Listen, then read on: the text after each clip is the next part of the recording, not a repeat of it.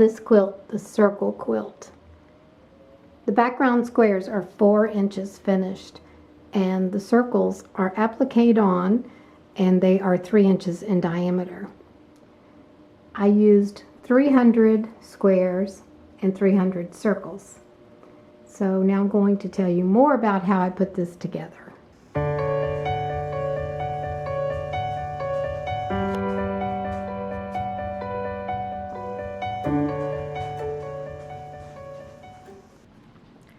For some reason, this quilt does not like to be photographed from far away. I think with all the black and white in the background and in this border, it's just too much, too many pixels to differentiate from one another. So anyway, I'm not a photographer, so I don't know what the problem is, but it seems to like close-ups. Let me tell you about the construction of the quilt first.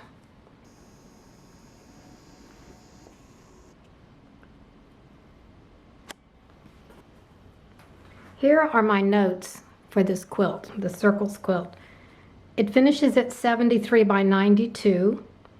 The background squares are 4-inch finished, and I chose black and white fabrics for the background. Some fabrics have a black background with white on it, and some have a white background with black on it. And then I chose a variety of white, really colorful, bright, bold kind of colors of scraps to make the circles.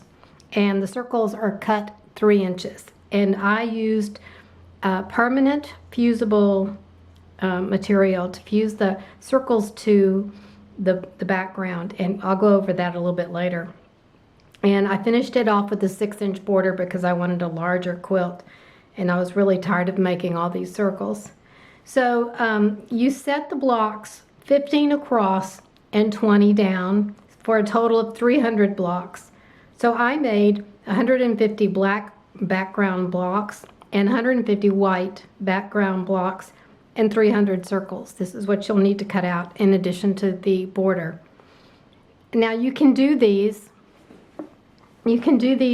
A friend of mine did one of these with all scraps. She did all scraps for the background and all scraps for the circles, and you just make sure you have a good contrast between the background fabric and the circle fabric.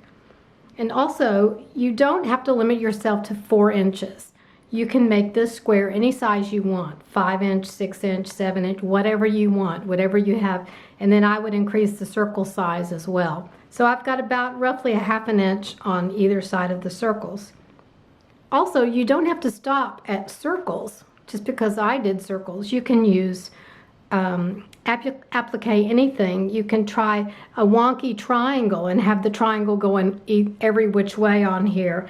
Or you can do hexagons. You can applique hexagons, flowers, ABCs, anything. The sky's the limit. And I chose raw edge applique, and I chose the Fusible I chose is called Hot Fix Adhesive, and it is supposed to be permanent, but you have to read the directions and follow them to the T, or you'll have the ends of your circles coming up, because I did not stitch around these circles. The other product that is permanent is Steam-A-Seam 2, and I would use the Steam-A-Seam Light 2 because it's not as heavy. And I mean, it's not as heavy as the regular Steam-A-Seam 2.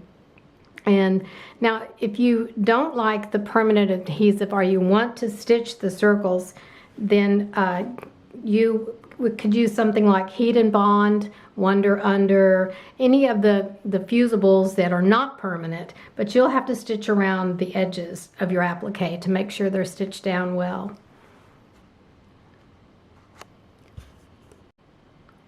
So I thought I'd give you another look. Here is the border. And oh, I have a smaller border here. I didn't even realize that. This looks like an 1.5 inch border.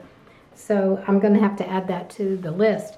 And then here is my binding, and here is the backing. The backing is called Circle Burst, and it's black, black background. So let me tell you some more about let me get you a better.